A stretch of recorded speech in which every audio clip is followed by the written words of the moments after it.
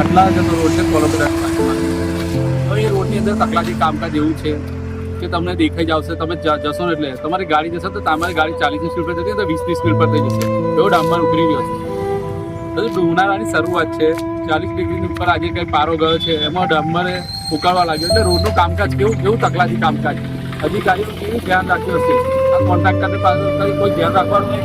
ખાલી કોન્ટ્રાક્ટરને કહી દેવાનું કે તમે કામ કરીને જતા રહો, અમે કોઈ જોવા નહીં આવીએ. એટલે એકદમ ડોલપ ખોલવાનું કામ છે.